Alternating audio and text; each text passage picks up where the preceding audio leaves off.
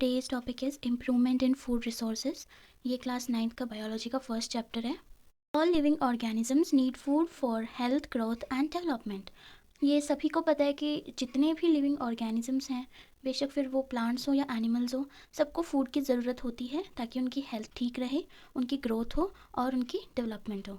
Food provides nutrients. जो भी हम फूड खाते हैं, फूड का इंटेक करते हैं, वो हमें required nutrients, minerals, vitamins provide करता है, जिससे हमारी बॉडी की ग्रोथ होती है. India has high population and still growing, so we need more food and more grains. So as we all know कि इंडिया एक हाईली पॉपुलेटेड कंट्री है एंड अभी भी वो ग्रो कर रही है. सो उनकी फूड नीड्स को फुलफ़िल करने के लिए हमें बहुत फूड ग्रेन्स की ज़रूरत है. We need to increase efficiency of food production for both crops and livestock. मतलब हमें हमारी कंट्री को ज़रूरत है कि जितने एरिया में अब क्रॉप्स उग रही हैं, उसी एरिया में, उतने ही एरिया में हम उससे ज़्यादा क्रॉप्स उगा सकें और वो भी बेटर क्वालिटी के साथ. सो ये चैप्टर पूरा इसी पे बेस्ड है कि हम फूड को कैसे इम्प्रूव कर सकते हैं, फूड की क्वालिटी कैसे इंक्रीज़ कर सकते हैं एंड उसकी प्रोडक्शन को कैसे इंक्रीज़ कर सकते हैं. Next is green revolution. Green revolution एक प्रोग्राम था जो कि इंडिया में लॉन्च हुआ था to increase crop production. Program to increase production by modern technologies, improved seeds, proper irrigation, etc. यानी कि फूड प्रोडक्शन को इंक्रीज़ करने के लिए हमारी गवर्नमेंट ने ये प्रोग्राम लॉन्च किया था, जिसमें मॉडर्न टेक्नोलॉजी का यूज़ किया गया था एंड हाइब्रिडाइज सीड्स यूज़ किए गए थे ताकि क्वालिटी ऑफ फूड अच्छी हो एंड प्रॉपर इरीगेशन की गई थी. Then white revolution, program to increase milk production. White revolution भी एक गवर्नमेंट प्रोग्राम था जिसके अंदर मिल्क प्रोडक्शन को इंक्रीज़ करना था. First topic is improvement in crop yield. यानी कि हम किसी भी खाने की, किसी भी सीरियल्स की, किसी भी फूड ग्रेन की क्वांटिटी को हम कैसे इंक्रीज़ कर सकते हैं. देन सबसे पहले तो टाइप्स ऑफ क्रॉप्स. क्रॉप कैसे कैसे होते हैं. सबसे पहले सीरियल्स होते हैं जो कि हमें कार्बोहाइड्रेट्स प्रोवाइड करते हैं और इसके एग्जांपल है rice, maize, wheat etcetera. Then seeds होते हैं, बहुत से ऑयल सीड्स होते हैं, for example mustard and nuts होते हैं जो कि हमें फैट प्रोवाइड करते हैं. देन पल्सेस प्रोटीन्स प्रोवाइड करती है एंड पल्सेस के एग्जांपल है lentil, pea, gram etceteras. And then vegetable, spices and fruits, ये हमें विटामिन्स एंड मिनरल्स प्रोवाइड करते हैं एंड एग्जांपल है carrot, pumpkin, chilli, oats, apple, mango etcetera. Next is crop season. किसी भी क्रॉप को ग्रो करने के लिए मेनली 2 सीजन होते हैं, एक तो खरीफ सीजन एंड एक राबी सीजन. सो खरीफ सीजन होता है जून टू अक्टूबर का, जिसको रेनी सीजन भी बोलते हैं एंड इसके अंदर ग्रो होते हैं black gram, rice, paddy etceteras. And rabi season winter season होता है from November to April and इसके अंदर ग्रो होते हैं wheat, gram, peas etceteras. Next is crop variety improvement. यानी कि हम किसी भी क्रॉप की वेराइटी, किसी भी क्रॉप की क्वालिटी को कैसे इंप्रूव कर सकते हैं. सो सबसे पहले तो कि ये होता क्या है, गुड एंड हेल्दी सीड्स. यानी कि हम हेल्दी एंड गुड क्वालिटी के सीड्स को यूज़ करके अपनी वेराइटी ऑफ क्रॉप इंक्रीज़ कर सकते हैं, उसकी क्वालिटी अच्छी कर सकते हैं. Then hybridisation. एंड हाइब्रिडाइजेशन क्या होता है, क्रॉसिंग बिटवीन 2 और more genetically dissimilar plants to produce a new variety with good properties. यानी कि इसके अंदर 2 या फिर 2 से ज़्यादा प्लांट्स की क्वालिटीज़ को ऑब्जर्व किया जाता है और फिर उनको जेनेटिकली जो कि डिसिमिलर होते हैं और उनको क्रॉस कराया जाता है ताकि इन सब की क्वालिटीज़ मिलके एक न्यू सीड, न्यू वेराइटी तैयार हो जिसके अंदर सारी गुड प्रॉपर्टीज़ हों. Next is properties of improved seeds. मतलब जो हमने हाइब्रिडाइजेशन कराई है उससे जो सीड फॉर्म हुआ है उसकी प्रॉपर्टीज़ क्या क्या होंगी. हायर यील्ड, यानी कि प्रोडक्टिविटी ज़्यादा होगी. देन इम्प्रूव्ड क्वालिटी, यानी कि वो उसकी क्वालिटी अच्छी होगी, जो क्रॉप प्रोड्यूस होगी उसकी भी क्वालिटी अच्छी होगी. देन वेराइटीज़ रेजिस्टेंस, जैसे कि पेस्ट कंट्रोल, उसके ऊपर कोई कीड़े नहीं लगेंगे. देन टेम्परेचर का इफ़ेक्ट रेजिस्ट हो जाएगा एंड अदर एबायोटिक एंडबायोटिक फैक्टर्स भी रेजिस्ट हो जाएंगे. देन वायरल अडेप्टेबिलिटी, जैसे कि अगर मान लो जो नॉर्मल एवरेज टेम्परेचर है किसी भी क्रॉप को ग्रो होने के लिए, उससे टेम्परेचर ज़्यादा या कम हुआ वो उसको अडेप्ट कर लेता है ताकि क्रॉप को कोई नुकसान ना हो. Next is crop production improvement. यानी कि हम क्या कर सकते हैं जिससे हमारी क्रॉप्स की क्वालिटी के साथ साथ क्वांटिटी भी ज़्यादा हो. सो इसके 3 मेन पॉइंट्स हैं. फर्स्ट इज़ न्यूट्रिएंट मैनेजमेंट, यानी कि अगर हम क्रॉप को प्रॉपर न्यूट्रिएंट्स प्रोवाइड करेंगे तो उसकी प्रोडक्शन ज़्यादा होगी. देन इरीगेशन, यानी कि अगर हम प्रॉपरली उसको रेगुलरली वाटर देंगे, क्रॉप्स को पानी देंगे, सो उसकी क्वालिटी एंड क्वांटिटी दोनों इम्प्रूव होंगी। देन क्रॉपिंग पैटर्न्स, यानी कि हम फील्ड में उस क्रॉप को किस तरीके से लगा रहे हैं, किस तरह से सो कर रहे हैं, किस तरह से लगा रहे हैं, ये भी बहुत इंपॉर्टेंट होता है।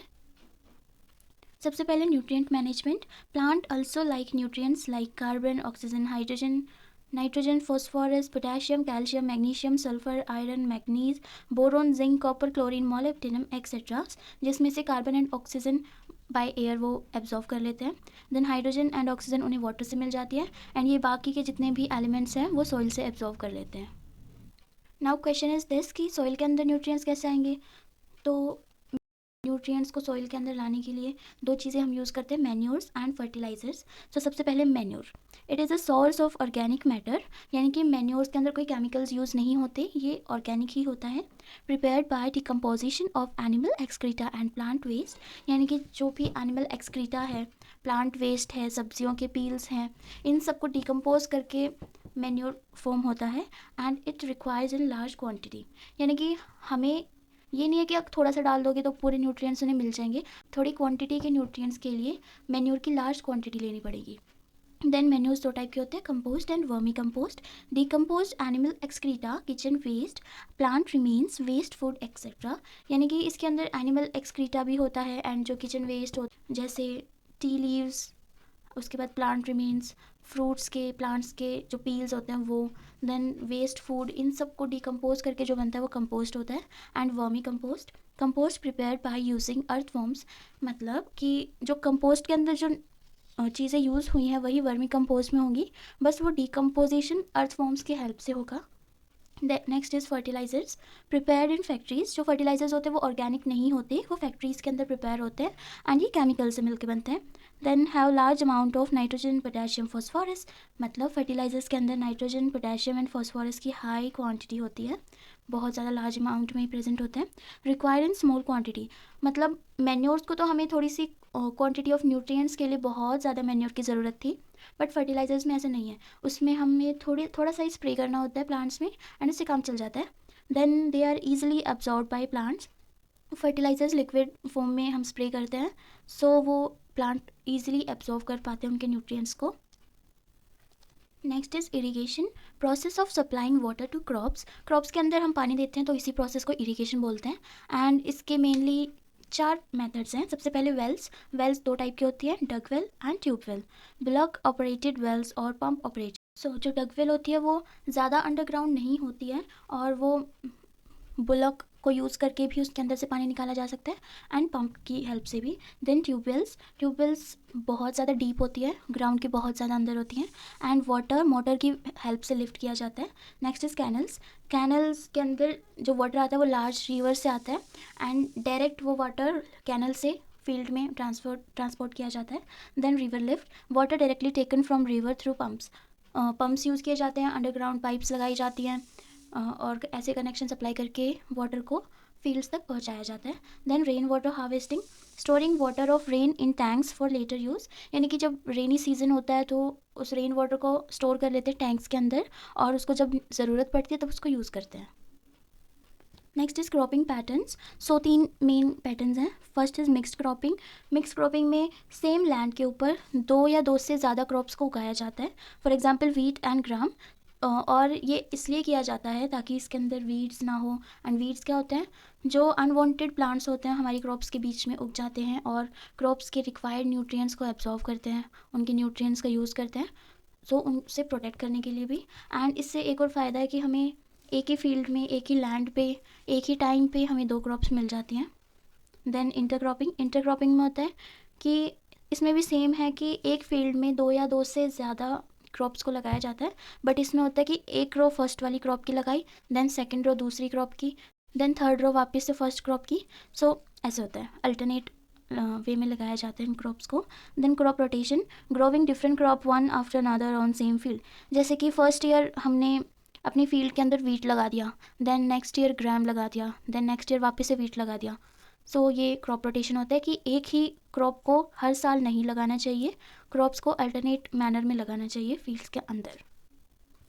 अब क्वेश्चन आता है कि ऐसा क्यों, हमें क्रॉप रोटेशन क्यों यूज़ करनी चाहिए। सो इसके कुछ एडवांटेजेस हैं, जैसे कि सॉइल फर्टिलिटी इज़ मेंटेन, जैसे कि ज़रूरी नहीं है कि वीट एंड ग्राम दोनों को सेम न्यूट्रिएंट्स की ज़रूरत पड़े। सो जो न्यूट्रिएंट्स ग्राम को चाहिए वो उसे फर्स्ट ईयर में मिल गए, एंड जो वीट को जो न्यूट्रिएंट्स चाहिए वो क्रॉप में रह गए। इसकी वजह से ये होता है कि क्रॉप कभी भी डिफर्टाइल नहीं होता है, उसकी फर्टिलिटी मेंटेन रहती है। Then control pest and weeds, same यही है कि न्यूट्रिएंट्स तो प्लांट्स अब्जॉर्व कर लेगा, तो पेस्ट और वीड्स को क्या मिलेगा?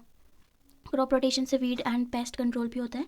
Then several crops can be grown in succession with only one soil preparation, यानी कि हमें हर साल मैन्योर्स डालने की ज़रूरत नहीं पड़ेगी, एंड फर्टिलाइजर्स का यूज़ भी कम हो जाएगा, बिकॉज क्रॉप रोटेशन होती रहेगी, सॉइल की फर्टिलिटी मेंटेन रहेगी।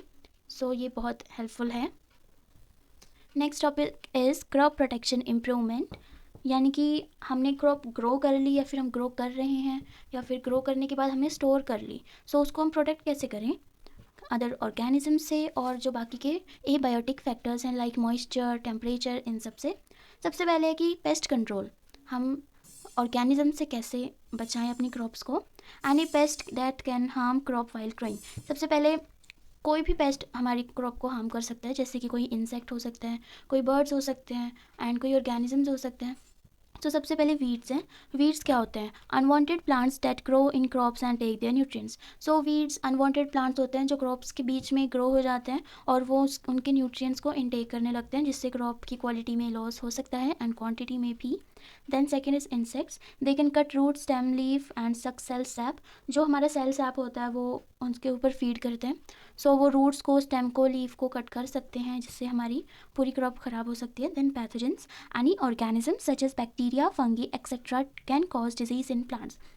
पैथोजेंस बहुत माइक्रो ऑर्गेनिजम्स होते हैं, जैसे कि बैक्टीरिया, फंगी, वायरस, एंड ये सब भी प्लांट्स के अंदर डिजीज़ कॉज कर सकते हैं, सो ये भी हार्मफुल है। देन स्टोरेज ऑफ ग्रेन्स, हमारी क्रॉप ग्रो हो चुकी है, हमने उसको कट कर लिया है और अब उसकी स्टोरेज की बारी है। स्टोर होने के बाद क्रॉप को कौन अफेक्ट कर सकते हैं? Insects, birds, fungi etcetera can affect and destroy. जो इंसेक्ट्स हैं, बर्ड्स हैं, फंगी हैं, वो सब उनके ऊपर फीड कर सकते हैं और उसको डिस्ट्रॉय कर सकते हैं। After that moisture and inappropriate temperature भी क्रॉप्स को अफेक्ट कर सकता है, हमारी ग्रेन्स को अफेक्ट कर सकता है।